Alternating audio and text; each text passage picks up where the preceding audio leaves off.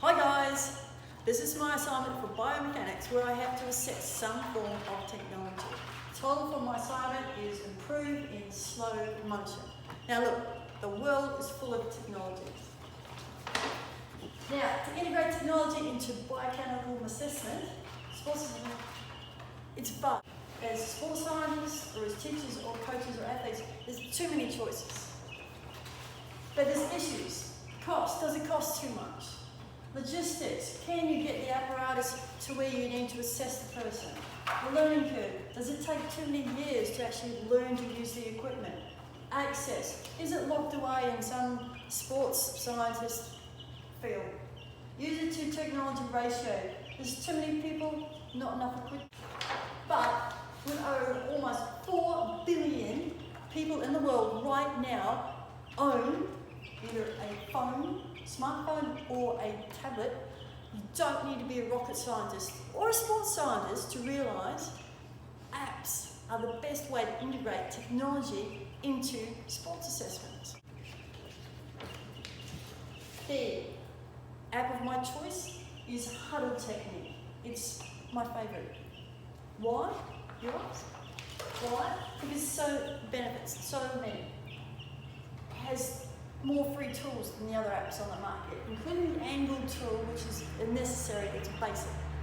It's easy to use, I can use it.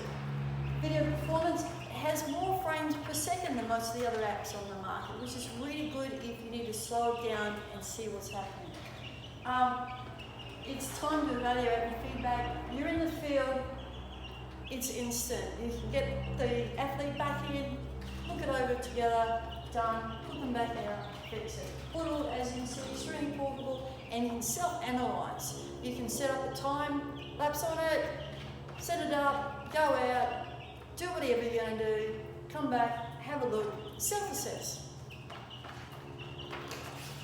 The costs. Training costs really minimal. You download the app, start using. It's as simple as that.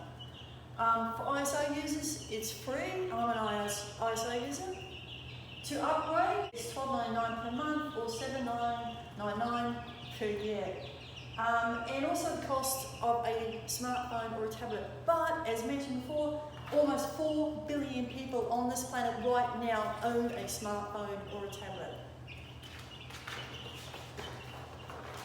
Next we have the disadvantages. Now, if you are at the stage where you're an advanced athlete, then sure, you're going to have to go to better technology. There's no getting around that, no matter what. Now, the biomechanical movement that I'm going to assess is the javelin throw. My method was I went out into the field with a young budding javelin thrower, and I videoed him over several throws, and then I also came back and downloaded a professional athlete so I could put them side by side for my side-by-side analysis. Then I went through my data analysis. Now all throwers, or like all athletes, they have their own individual technique. You can't put everybody in the same box. It can be due to biological or psychological factors that changes things. However, with individual performances can be improved through looking at the fundamentals of each movement. Where is it breaking down? And this is where the slow motion excels in breaking down the movement into the segments so you can analyse properly. Demonstration of the side by side. Here's my elite athlete and here's my novice. Go. And see them throw together. Now I can also enlarge, get my tools, draw my angles, do whatever like that, and slow motion so I can have a look where it's breaking down.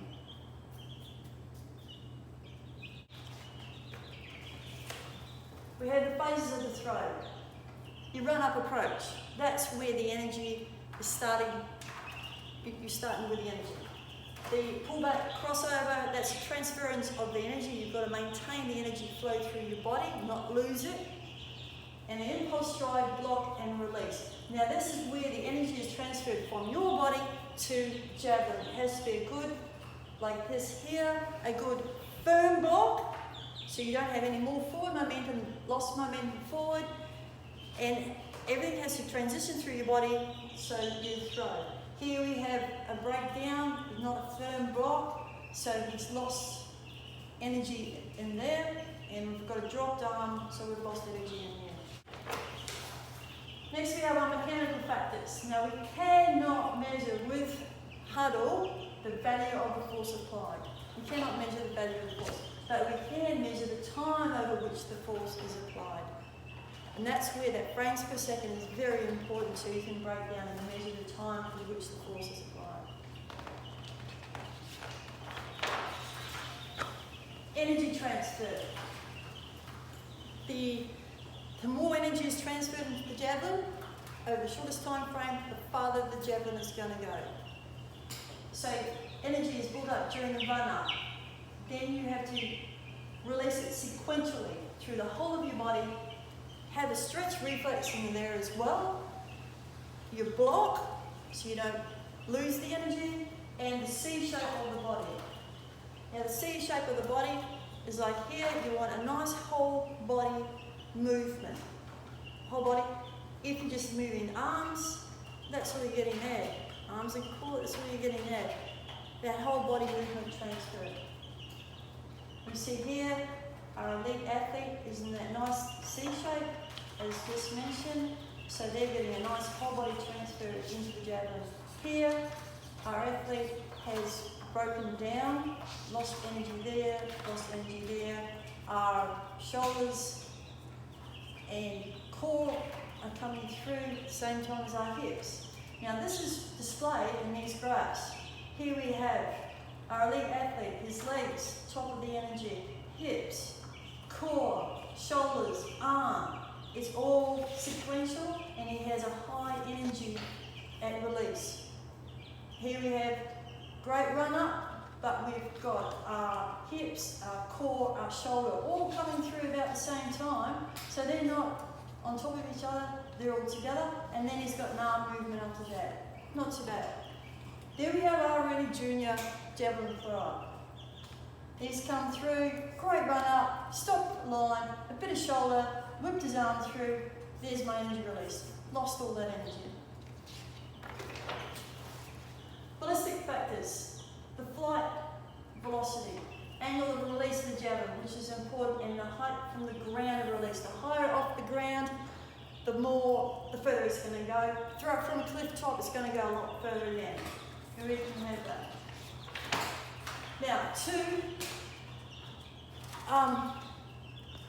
the equation that will give you the distance the javelin is throwing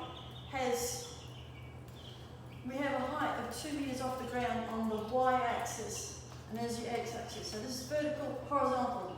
It's released at 2 meters. It's released at an angle of 45 degrees, 40 degrees, that should be.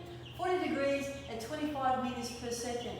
We need to break that down into our vertical and our horizontal, which is also our opposite over our adjacent.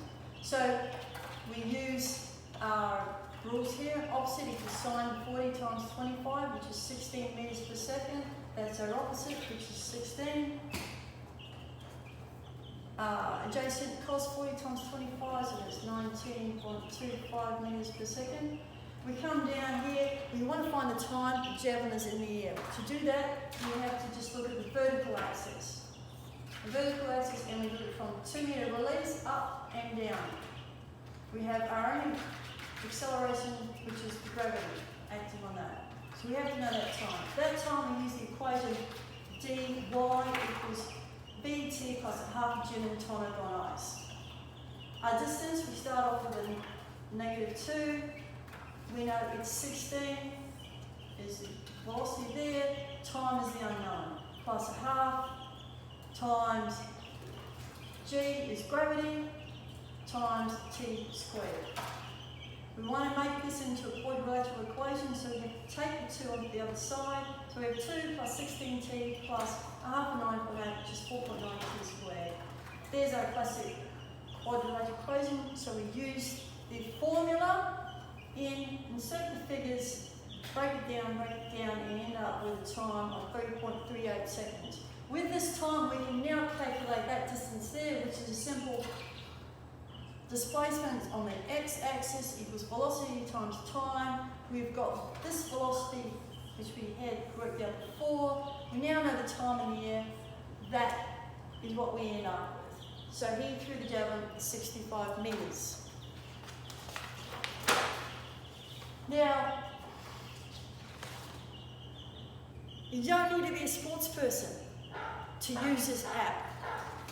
It's movement analysis. Now you can analyse movement in a cow. You can analyse yourself in the bedroom.